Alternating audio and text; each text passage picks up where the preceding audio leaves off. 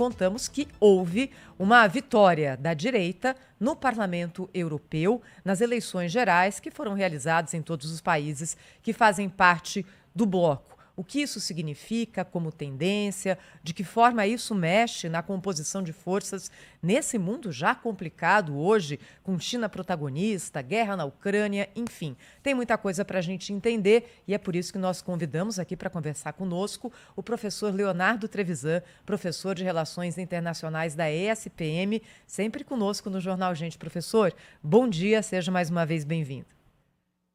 Bom dia, Thaís, bom dia, Cláudio, bom dia, Pedro, bom dia a todos que nos escutam. Qual que é a leitura que o senhor fez do resultado das eleições para o Parlamento Europeu, professor? Essa é a pergunta, qual é a leitura? Né? Nós temos dois jeitos para olhar essa leitura. Nós podemos olhar pelo jeito mais tranquilizador, que é o jeito dos números, né? Que é o olhar do número. Se você olhar o número, o bloco centrista, vamos falar português assim, bem simples, né? O centro-direita e a centro-esquerda, mais os liberais, o bloco de centro, ele manteve um perfil, ele tem 398 assentos já definidos, pode crescer um pouquinho mais, mas tem 398 em 720. Tem maioria, portanto, é bastante provável que ele faça a presidência da Comissão Europeia, que é a decisão mais importante do parlamento. Quem é que vai executar? Quem é que pega na vassoura para varrer o problema? É isso aí. Né? E a dona Ursula von der Leyen provavelmente vai continuar nesse ritmo. Outra coisa muito diferente, esse é o número. Outra coisa é o impacto político. Nós não podemos deixar de enxergar que houve uma movimentação política significativa. Eu acho que o Financial Times deu a definição exata. A extrema-direita dentro do Parlamento Europeu, ela tinha 1/5 dos votos, hoje ela tem 1/4. Isso é o fato. Né? Então, quando nós olhamos, não adianta nós olharmos só para o lado tranquilizador. Existe, que aí o projeto Europa continua, tudo mais. Nós temos um outro lado, que é um sinal bastante angustiante de que as coisas não vão bem, seja para o lado do emprego, seja para o lado, especialmente para os agricultores europeus. Há uma parcela da sociedade europeia que está insatisfeita com o seu modo de vida e com a política que a União Europeia oferece. Eles são contra Bruxelas, eles são contra a regulamentação e eles estão crescendo. Há uma necessidade óbvia de você perceber que esse fato tem consequências, porque a história ensina coisas. Né? Então, de alguma forma, é melhor observar. Agora, professor, muito bom dia, bem-vindo aqui ao nosso programa. A gente vê os números, é impressionante, né? Os números são impressionantes, né? Porque se considerar o Partido Progressista, aqui é assim, na Europa o Partido Progressista é considerado de centro, tanto quanto o Partido Progressista no Brasil também é considerado de centro, né? Quer dizer, não são exatamente de centro. A esquerda acha que é de direita, né? E se brincar é de extrema direita, porque aliás é uma coisa que na linguagem política da imprensa, de uma maneira geral, aqui e fora, não existe mais extrema esquerda, só existe extrema direita e esquerda, né? E o que está no meio é direita também. Se não é esquerda, é direita, né? E o que a gente assistiu foi uma votação acachapante desse segmento de, como é que eu diria, de direita, né, que é representado pelo Partido Progressista Europeu e também pela direita, mais à direita, digamos assim, né, ou extrema-direita, se preferir. E isso representa, o somatório desses votos, representam quase ou cerca do triplo da votação da esquerda. Eu queria que o senhor fizesse uma projeção, né, do que esperar da Europa com uma esquerda absolutamente anulada, né? São 133 cadeiras em 720, o que é muito pouco, né? É uma derrota impressionante. E isso segue, digamos assim, uma tendência que a gente verifica em diversos outros continentes também, como é possível que aconteça também nos Estados Unidos agora. Eu queria que o senhor fizesse essa projeção, né? O que esperar da esquerda? Ou dessa discussão, né, dessa separação que há no mundo entre esquerda e direita. Isso vai continuar, vai prosperar? Cláudio, eu acho que você toca num ponto importante. Nós vamos querer alimentar a polarização ou não? Nós vamos querer, de alguma forma, fazer com que a polarização apareça ou não? Eu achei muito interessante a tua observação, né, sobre a direita, porque quando a gente olha para a direita, o PP espanhol é direita, ele é centro-direita, né? Mas ele não quer negócio com o Vox, com a extrema-direita. Né? Mas ele quer negócio com o Partido Socialista, ele aceita conversar com o Partido Socialista, que é esquerda, mas não muito. Né? O que está acontecendo? A Em tua pergunta Portugal é também, né, interessante. professor? Fale, Cláudio, por favor. Em Portugal também. Em Portugal também. É, Portugal, a mesma coisa. O Chega avançou e avançou significativamente. A tua pergunta é interessante para que é o que acontece com a esquerda. O sonho da esquerda não consegue mais adepto, ninguém mais sonha com a esquerda. Esse é o ponto. Né? Nós estamos com uma esquerda mais ou menos repetitiva, em torno dos 133 cadeiras. Há um sinal, sabe, Cláudio, que eu acho que é interessante da gente observar. Nas repúblicas nórdicas, na Europa do Norte, que é bem mais desenvolvido, tem um padrão cultural maior, tudo mais que a gente já sabe, mais tecnologia, eu estou falando de Dinamarca e tudo mais. Tá? Nesses locais, a esquerda teve um avanço nos seus programas. A esquerda teve um avanço, sofreu derrotas fortes, perdeu Dinamarca, perdeu Suécia, e, curiosamente, nestas eleições, recuperaram aquilo que tinham perdido e avançaram um pouco.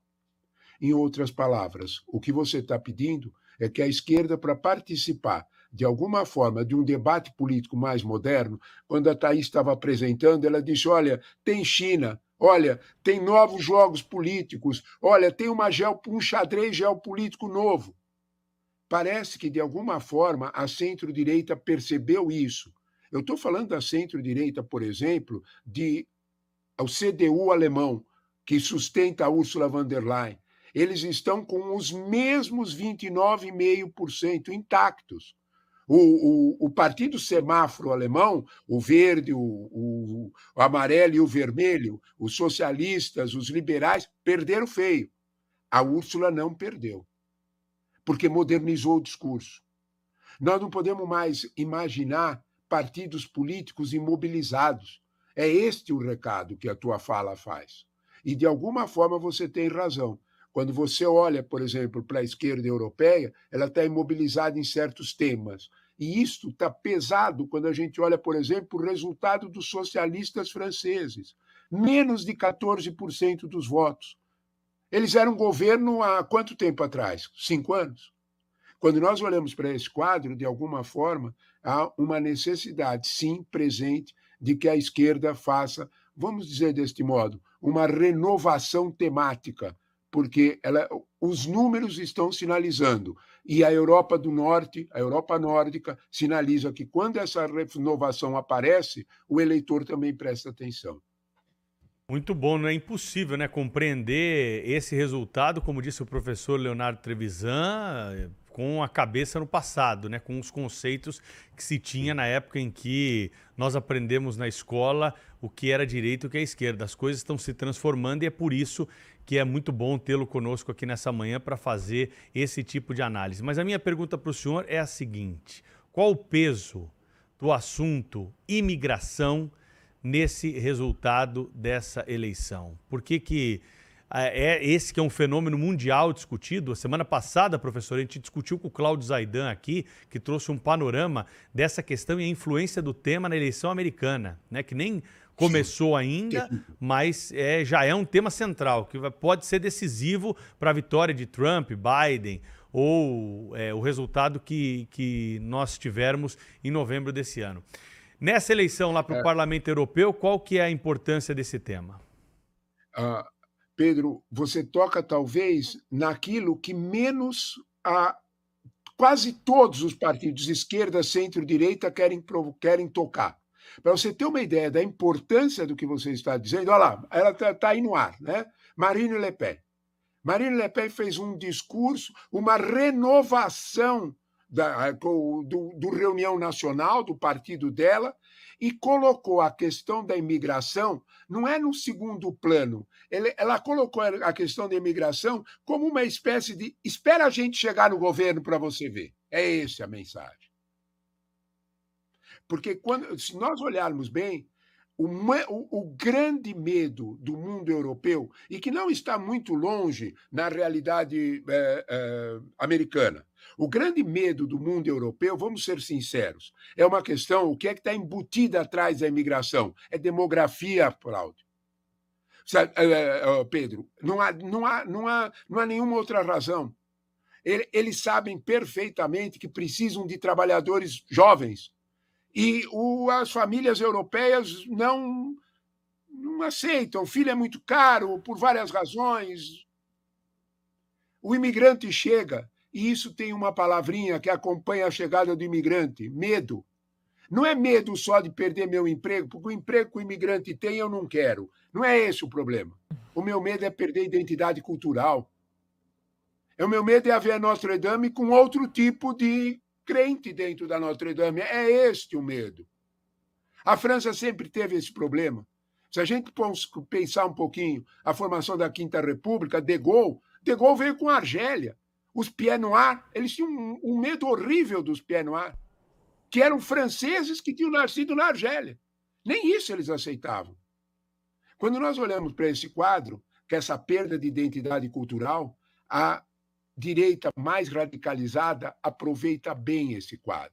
É um pouco diferente nos Estados Unidos, mas ele tem mais ou menos a mesma nuance. Nos Estados Unidos tem a ver um pouco com quantidade, com a pressão mexicana. É um quadro um pouco diferente, mas o sentido é mais ou menos o mesmo. A imigração é um tema que ficou escondido, com uma única exceção. Olha que coisa curiosa a tua pergunta. Itália. Giorgia Meloni não acompanhou Marine Le Pen e não escondeu o tema. E ganhou. E ganhou. Quando nós olhamos para esse quadro, avançou. Ela já é governo e avançou. Quando nós olhamos para esse quadro, nós não podemos deixar de entender que um dos duelos centrais que está embutido nessa eleição do parlamento é a identidade cultural. Vocês estavam falando sobre o Vinícius Júnior. Olha o que há uns minutos atrás, é disso que nós estamos falando. O Cláudio lembrou muito bem, você tem toda a razão. A Espanha não tem lei racista. Nós temos desde 1950. Quando nós olhamos para esse quadro, fica mais sensível para a gente entender por que Marine Le Pen preferiu deixar um recado muito claro para os seus eleitores. Deixa a gente chegar no governo. E o fato real é que, no caso francês, a ameaça se concretizou. A Assembleia, o Macron precisou dissolver a Assembleia porque, de algum modo, ele sentiu o cheiro de queimado. Concorda comigo? Sentiu o cheiro de queimado. E precisava, de alguma forma, dar alguma satisfação. E preferiu fazer um grande risco. Agora ela só tem 1/3 dos votos. Eu vou tentar chamar o outro 2/3 dos franceses para ver se eu consigo conter esse risco.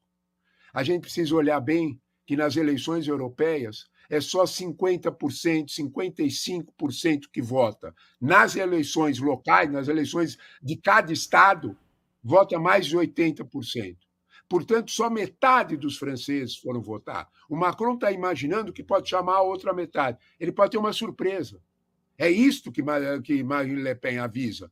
Marine Le Pen colocou um rosto novo para falar com os franceses, Jordan Bardella, e colou, agradou, avançou. Sem dúvida nenhuma, como o Cláudio lembrou, está na hora de renovar algum dos temas e para todos os lados, inclusive para o centro. Essa questão da imigração é um deles. Professor Leonardo Trevisan, professor de Relações Internacionais da ESPM, muito obrigada, hein, professor, por dividir aqui essa reflexão com os nossos ouvintes e assinantes. Sempre muito bom tê-lo aqui no Jornal Gente. Até a próxima, professor. Eu é que agradeço o convite de vocês. Bom dia a todos. Bom dia.